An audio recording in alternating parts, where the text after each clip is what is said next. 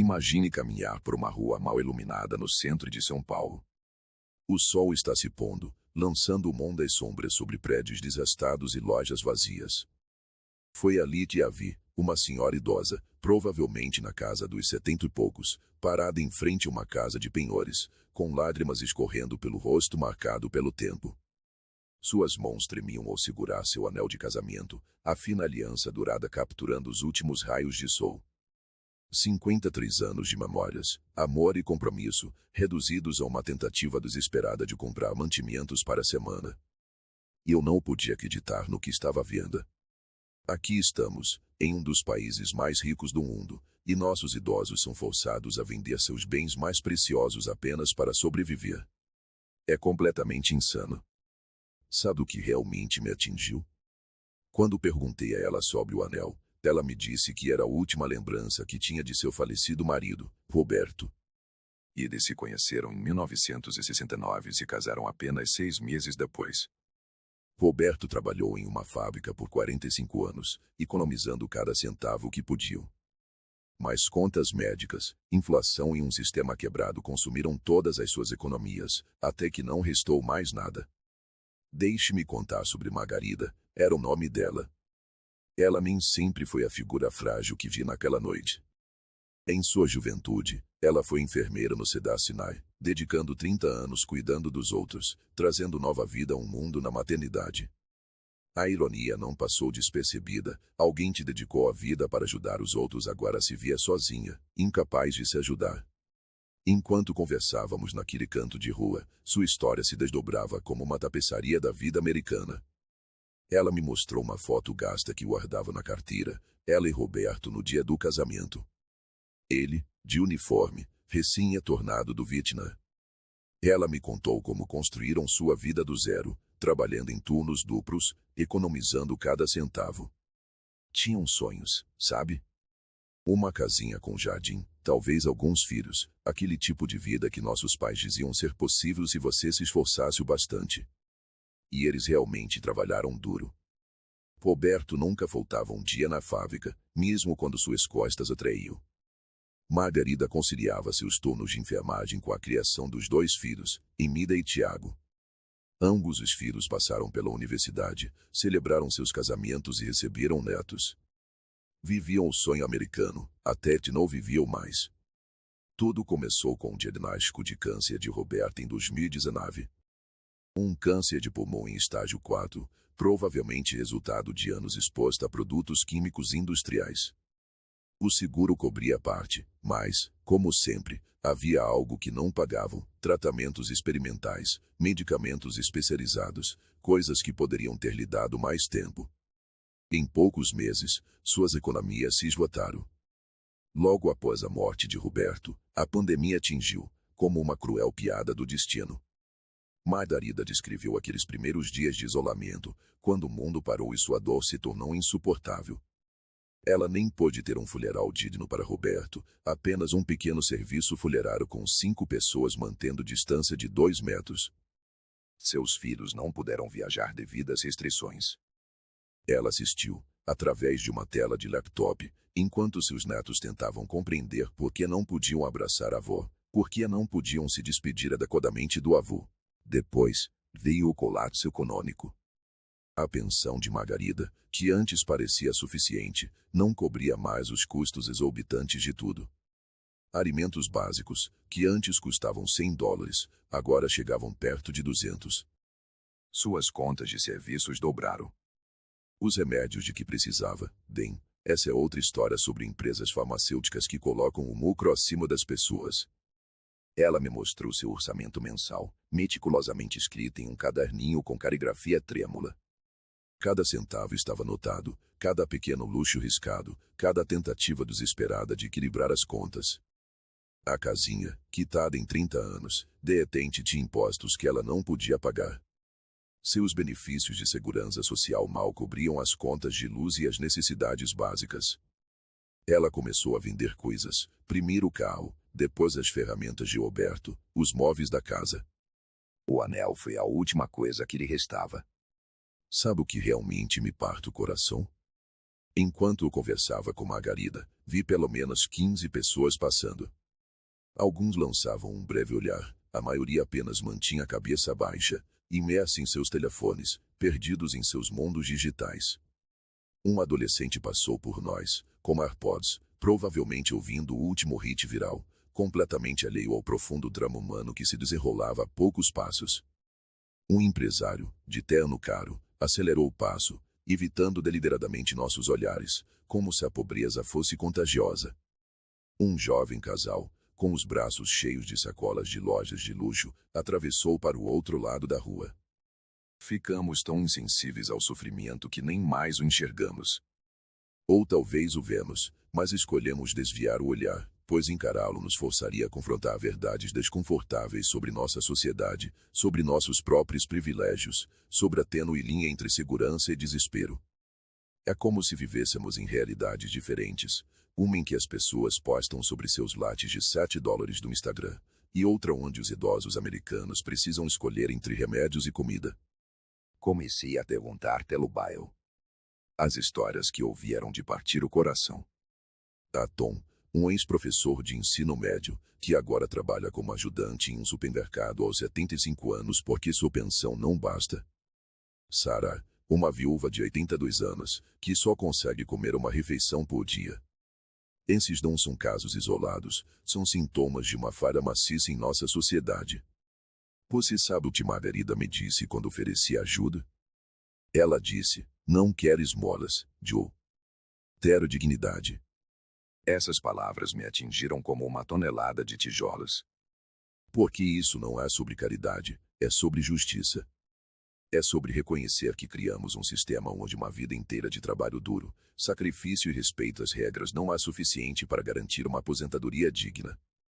Pensei na minha própria mãe, nos seus pais, em todos os idosos de nossas vidas.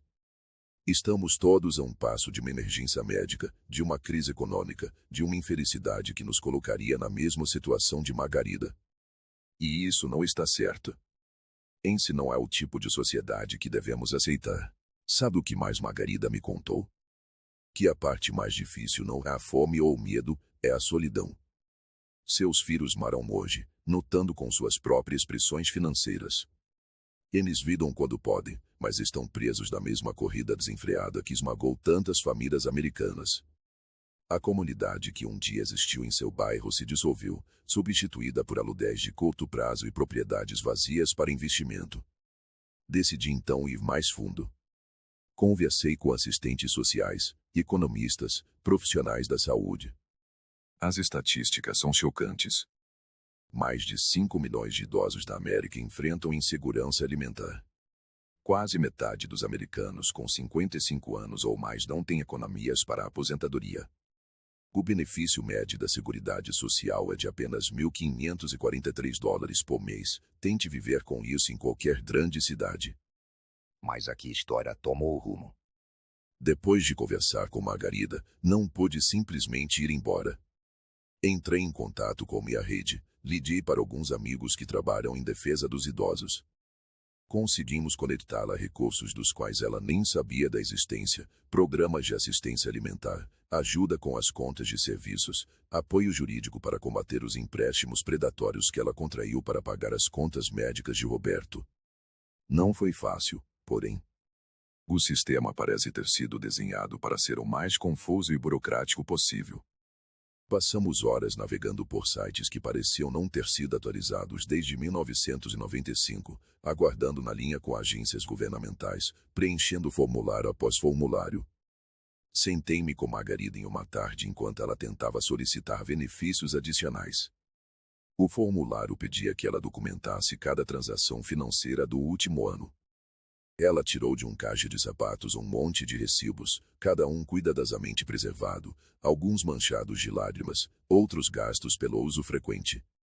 Cada recibo contava uma história, medicamentos que ela não podia mais pagar, contas de serviços com selo aviso final, comprovantes de compras que mostravam como ela havia trocado frutas e vegetais frescos por alimentos processados e mais baratos. O mais doloroso? Ela continuava se desculpando. Se desculpando por precisar de ajuda, por tomar nosso tempo, por não ter planejado melhor. Essa mulher, que passou a vida cuidando dos outros, sentia vergonha por precisar ser cuidada. Isso é o que esse sistema faz com as pessoas, faz com que sintam que sua pobreza é uma falha pessoal, e não um problema social. A resposta foi avassaladora, e me mostrou algo lindo sobre a natureza humana. Apesar de todas as nossas divisões e problemas, as pessoas ainda querem ajudar quando vem uma necessidade genuína. Membros da comunidade local começaram a aparecer com mantimentos, não apenas latas e alimentos secos, mas produtos frescos, proteínas de qualidade, o tipo de comida que faz você se sentir humano novamente. Um chefe local, que ouviu falar da história de Margarida, começou a entregar refeições caseiras 2 vezes por semana. Ele me contou que sua própria avó havia morrido sozinha durante a pandemia, e ajudar Margarida era a forma dele de homenagear sua memória. Estudantes de um colégio próximo organizaram um programa de manutenção do quintal, revezando-se para cortar a grama, aparar os arbustos, plantar flores. Eles não apenas faziam o trabalho, sentavam-se com ela depois, ouvindo suas histórias, aprendendo com suas experiências. Uma adolescente me disse que nunca tinha realmente conversado com seus próprios avós, mas depois de conhecer a Margarida, começou a telefonar para eles toda semana. Um contador aposentado se ofereceu para ajudar Margarida a organizar suas finanças, ensinando-a a usar aplicativos de orçamento simples no telefone, mostrando-lhe maneiras de reduzir gastos sem sacrificar a qualidade de vida. Ele passou horas revisando suas contas, negociando com credores, encontrando taxas escondidas que podiam ser eliminadas. Um advogado pro bono ajudou-a a reestruturar suas dívidas. Um empreiteiro consertou seu telhado vazando gratuitamente. Isso não foi apenas caridade, foi comunidade. Aquela comunidade que tínhamos antigamente, e da qual desesperadamente precisamos reconstruir. E sabe de uma coisa? Margarida não precisou vender seu anel naquele dia. Mas a verdadeira vitória não foi salvar um objeto precioso, foi restaurar sua dignidade, sua esperança, sua crença na humanidade. Agora ela está iniciando um grupo de apoio para outros idosos em seu bairro, transformando sua luta em força para os demais. Essa experiência me mudou. Me fez perceber que não podemos esperar que o sistema se conserte sozinho. Precisamos cuidar uns dos outros, ficar de olho nos nossos vizinhos idosos, exigir mais de nossos líderes. Porque a verdadeira medida de uma sociedade não está em como trata seus membros mais fortes, mas em como protege os mais vulneráveis. Trabalho na mídia há anos, vi muitas coisas que me emocionaram, enfureceram e inspiraram. Mas algo na história de Margarida, naquele momento em frente à casa de penhores, na quietude digna com que enfrentou suas lutas, ficou comigo. Tornou-se um catalisador para a mudança. Desde aquele dia, criamos uma fundação focada em cuidados para idosos e segurança financeira. Mas não é apenas mais uma organização sem fins lucrativos, é um movimento para mudar fundamentalmente a forma como encaramos o envelhecimento na América e no mundo. Estamos trabalhando com especialistas financeiros para criar programas educacionais especificamente destinados aos idosos, ensinando-os sobre tecnologia, banco moderno e como se proteger contra golpes. Fizemos parcerias com escolas de enfermagem para desenvolver programas em que estudantes oferecem check-ups regulares de saúde aos residentes idosos em suas comunidades, ganhando experiência prática enquanto ajudam os necessitados. A Fundação também atua em advocacia e mudanças políticas. Reunimos uma equipe de advogados, economistas e profissionais da saúde para elaborar uma legislação abrangente que enfrente a pobreza entre os idosos. Lutamos por reformas nas práticas de faturamento médico, contra a discriminação por idade no emprego e pela ampliação das proteções da Seguridade Social. Não se trata apenas de oferecer alívio imediato, é sobre consertar as falhas sistêmicas que criaram essa crise desde o início. Mas talvez o mais importante seja que estamos documentando histórias. Toda semana, entrevistamos idosos como Margarida, registrando suas experiências, suas lutas, seus triunfos. Estamos criando uma história oral da pobreza entre os idosos da América, dando rosto e nome às estatísticas. Esses testemunhos não são apenas relatos, são evidências, armas na luta pela mudança. Estamos trabalhando com especialistas jurídicos para contestar práticas de empréstimos predatórios direcionados aos idosos. Estamos construindo uma rede de voluntários para ajudar os vizinhos idosos com as necessidades básicas, compras, manutenção do quintal, consertos domésticos. Pequenas ações que fazem uma diferença gigantesca na vida de alguém. O que há de mais impressionante na história de Margarida é que ela não é a única. Neste exato momento, enquanto lhes conto esta história, há milhares de idosos americanos, e não só, enfrentando escolhas semelhantes. Eles estão sentados em mesas de cozinha, encarando contas que não podem pagar, segurando memórias que talvez precisem vender, perguntando-se como conseguirão passar por mais um mês. Mas aqui está o que me dá esperança. Toda vez que compartilhamos essa história, mais pessoas se mobilizam para ajudar. Recebemos centenas de mensagens de telespectadores oferecendo apoio, compartilhando suas próprias histórias e perguntando como podem fazer a diferença em suas comunidades. É como se a coragem de Margarida em contar sua história tivesse criado um efeito dominó de compaixão e ação. Quero que você pense sobre isso. Pense nas pessoas idosas em sua vida, seus pais, avós, vizinhos.